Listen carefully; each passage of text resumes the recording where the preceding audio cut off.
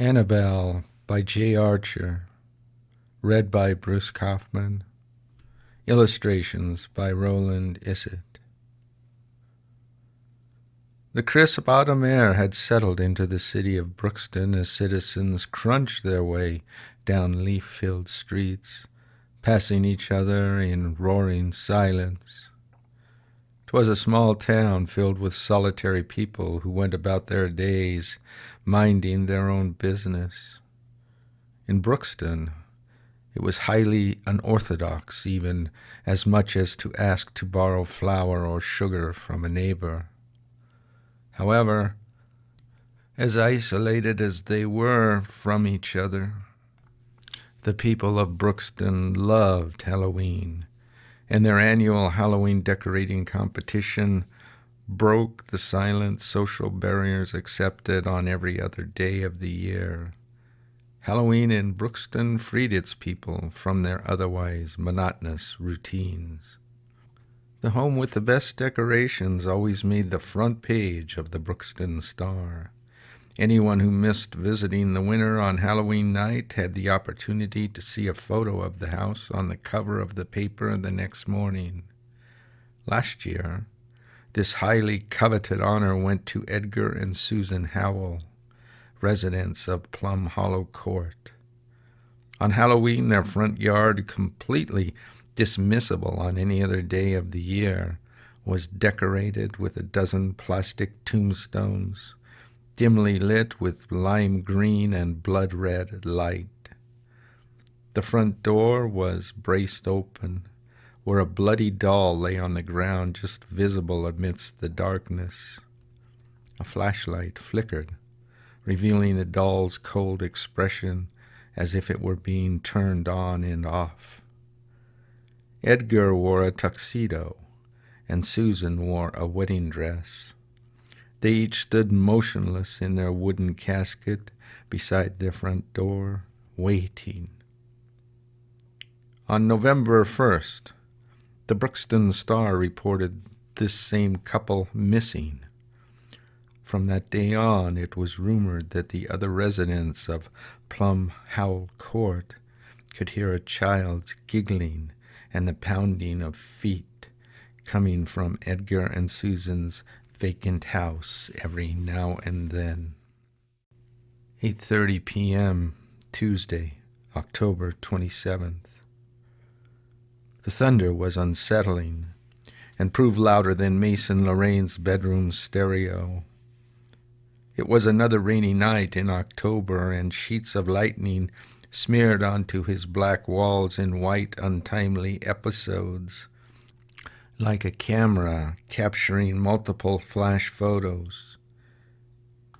Mason was staring at the ceiling, thinking about how he could break the news to his mom, when he felt a sudden urge to go to the washroom. Mason was a typical teenager, with a specialty in self-deprecation and confusion about his fittingness in the world. 2 months had passed since he was a freshman in high school. He hadn't made many friends since the beginning of the year, and of those few he felt as though they were different people. They were brought together by circumstance and never by choice. His father passed away when he was 7, and Mason had looked at the world differently ever since. He often wondered about the purpose of life, what was the right thing to do, and rarely if life was even worth living. Philosophy, he assumed, was not cool. His thoughts now were of a lesser darkness, but instead much more immediate. Earlier that day during biology class, Kate Weatherby passed him a note, inviting him to her Halloween bash. Only the cool kids were invited, the jocks, the cheerleaders, and even the stoners. Anyone who was good-looking, really funny, or rich would have received an invitation. He returned Kate's gesture with a wide smile and a wink. He was determined to attend. After urinating, he set the toilet seat back down, a courtesy that his mother, Shelley Lorraine, had taught him. He washed his hands, splashed some water on his face, and then proceeded to stare at himself in the bathroom mirror. Flexing his jawlines, pivoting right to left, he took a few moments to groom his confidence. His hair was blonde and buzz-cut around his egg-shaped head. There was a cartilage piercing on his left ear that topped off his diamond earring that sparkled below. He was shirtless, but was neither muscular nor scrawny. "Whoa!" he shrieked, his heart hammering. His eyes were fixated on the 2-foot-tall, human-looking doll that gawked back at him with a sneer. She had thin black eyebrows upon her metallic gray-green skin. Her sinewy, ginger-colored hair dangled over her ears in braided pigtails that were decorated with purple ribbons, complementing the pink circles that stained her pointed cheeks. Her eyes were abnormally large, gray marbles, as cold as glass. Mason felt as if she were watching him. "Boo!" his mom shouted, shaking his shoulders. He screamed louder and higher this time and backed himself against his bedroom door. His mother laughed. "Gotcha," she said, hugging him. "Are you all right? Maybe that was too much for my little boy." "Mom, that's not funny. You know how I feel about dolls. Please just get this creepy thing out of my room, or better yet, the city." "I can't, honey. I purchased this doll at a garage sale just down the street today. I came across it on my way home from work and thought it was perfect for our house decorations. I'm thinking we should pin her to the front door. Could be the key to our victory this year. It scared the living hell out of you, so those little kids are in for a treat." Shelley picked up the doll and carried it out to the kitchen. "Let's name her Anabelle," she said. Ever since Mason was 10 years old, he had helped his mom decorate the house for Halloween. They would bake cookies together, go trick-or-treating, tell each other scary stories, and eat junk food together. Halloween was the Lorraine family's annual tradition, but Mason knew that if he didn't go to Kate's party, he would be labeled a loser for the rest of his life. Yeah, sure, Mom. I need to ask you something." "What's up, honey?" she said, combing his hair with her fingernails. "You can ask me anything."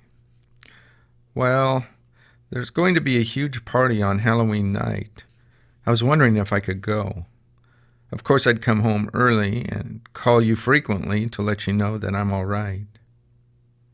She grinned. "No, I'm sorry, but it's just too dangerous. There'll be drugs, and who knows what. Is there an adult chaperoning the party? Kate's brother is going to be there, and he's in college." She scoffed.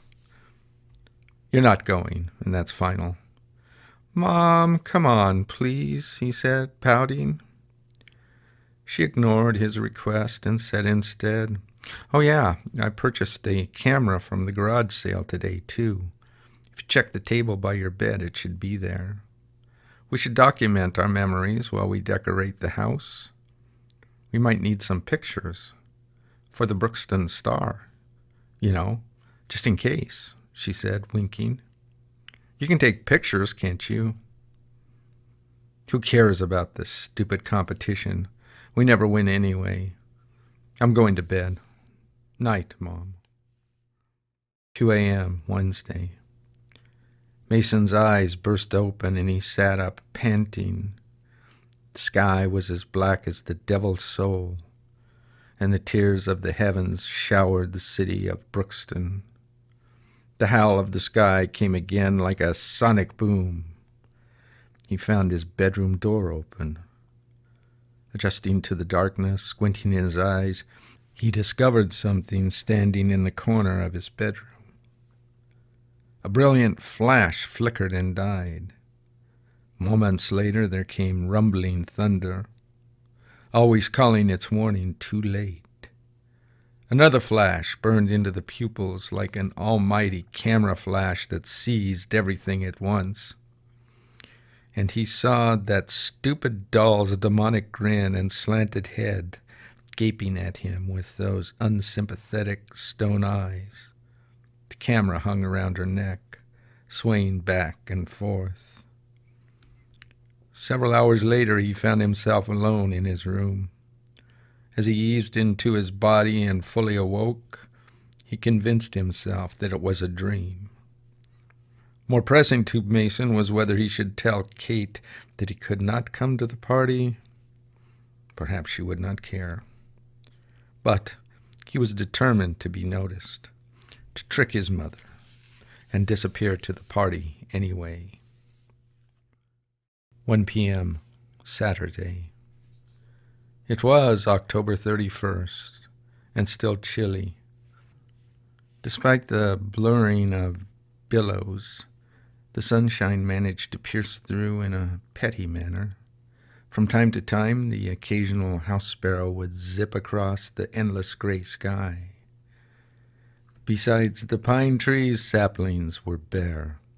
The branches of trees thwarted aimlessly as though it were blooming vapid veins. How thin and bristly these branches were, like needles, swaying faintly in the cold wind.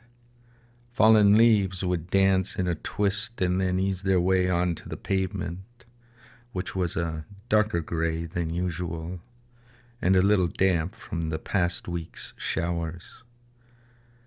Mason had tried at his ancient game console for about an hour until he eventually gave up and decided to finish the house decorations. Early in the morning, his mother snuck into his room and left the to-do list by his bedside table. Before she left to go to work, she had prepared 3 dozen apple crisp cookies on 2 baking trays, wrapped them with plastic, and left them on the kitchen counter. All Mason had to do was throw them in the oven, nail Anabelle to the front door, and make sure the rest of the decorations were up. He was no longer upset with his mother for refusing to let him attend Katie's party. He chose to continue to ignore her, rather, for her late-night shenanigans earlier this week. For the past several nights, the rain had poured down so hard that Mason half expected his window to break through. Before he went to bed, he made a habit of scanning the room. He hoped to catch his mother in action. It was only yesterday, when he chose to sleep with his lamp on, that he could not recall the sound of thunder or those vivid flashes of light. He often woke up in sweats, breathing heavily, with a look of intense fear, only to find Anabelle watching him from the same static position in his room. After preheating the oven to about 350 degrees, he slid each baking tray, one after the other, onto the top and then bottom grill.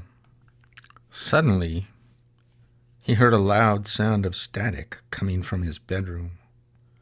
He was almost certain that he had shut his TV off. He made his way to his room, as cautious as an assassin. As he entered his room, the static from the TV grew louder. His pulse was drumming from his chest. He examined the room.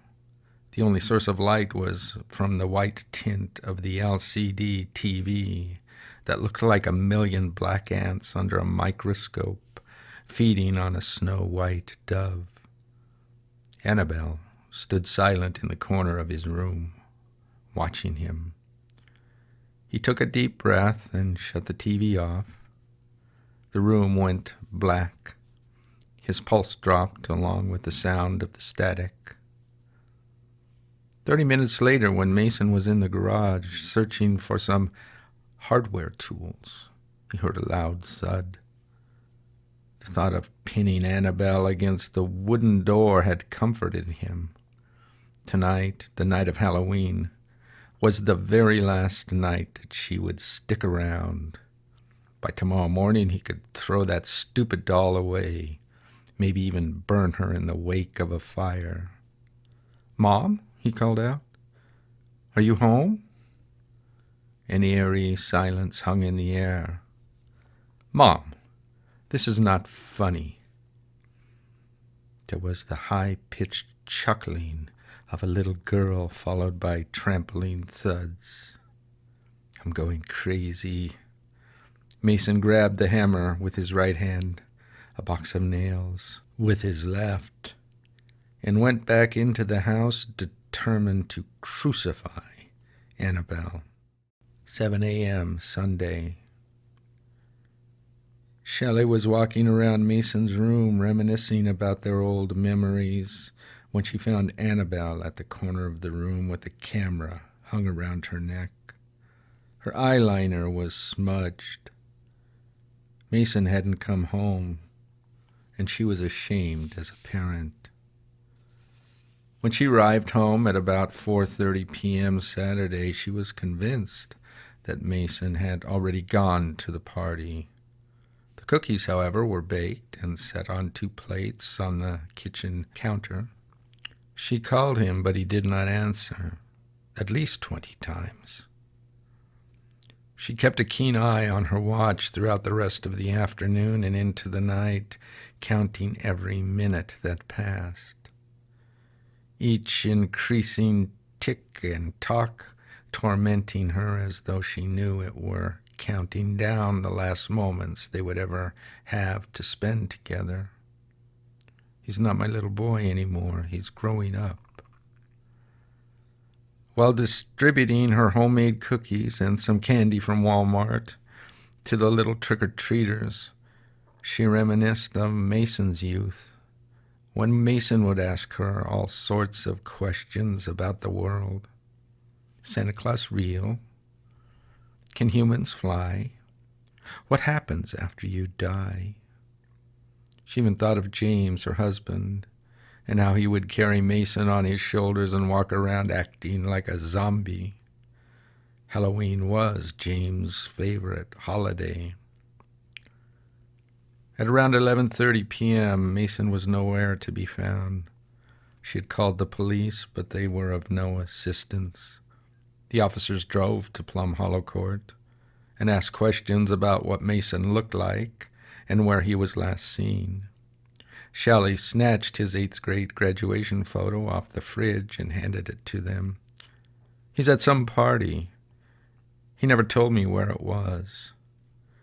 The 2 policemen looked at each other and nodded and said, "We'll do our best, ma'am." Then they left. Shelley stayed up until 4 in the morning, waiting for Mason to come home, or at the very least for him to call her. She cried herself to sleep on the living room couch. She was only able to sleep a couple of hours and went back up to his room to see if he had quietly returned while she slept.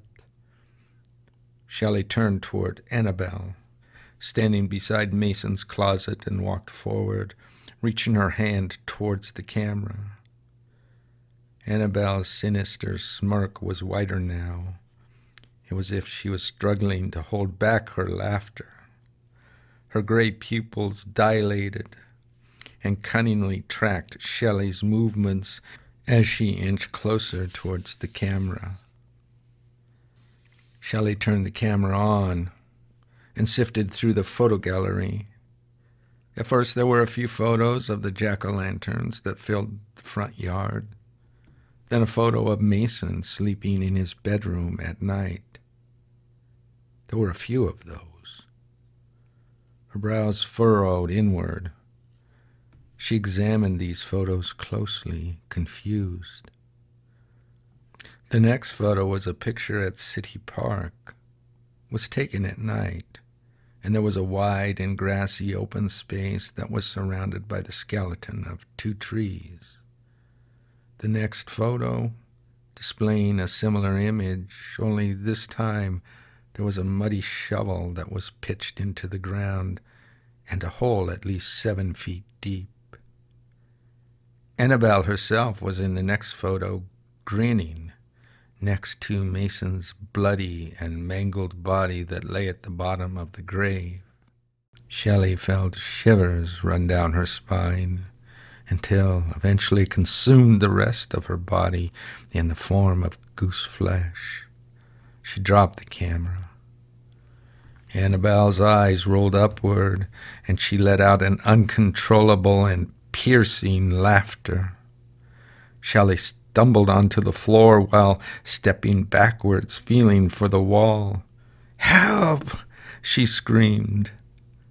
What she had reached behind her was not reassuring. It was not smooth and flat, but something small, metal and rectangular. It was then that she felt the claw of a blood-stained hammer dig into her left temple. As Shelley fell toward the floor, her vision began to blur. She was losing consciousness, but spent the last moments of her life despising herself. It was her fault that Mason died, she thought. If she had let him go to the party, he would have been alive. No. If only she hadn't brought that stupid doll home, everything would go back to normal. The only other man she had loved was her son, and she couldn't face James knowing what she had done. Now her head lay flat on the ground beside the camera. Fuzzily, she saw an image of Edgar and Susan Howell, sound asleep. With the moonlight that had concealed their bedside wall was the enormous shadow of Annabelle's pigtails and a knife that hung in the air. She heard the faint sound of police sirens before her eyes went cold. Anabelle picked up the camera. She turned it off, and then hung it from her neck as she made her way into her favorite corner of Mason's bedroom. After straightening her head, she watched a policeman kick down Mason's bedroom door. They looked dumbfounded. She couldn't help but let out her demonic grin. But they hadn't noticed. They never noticed. She stood there silently, gaping at them with her unsympathetic stone eyes, waiting patiently for Brookston's next Halloween. This audiobook was produced as part of Archer's Library series.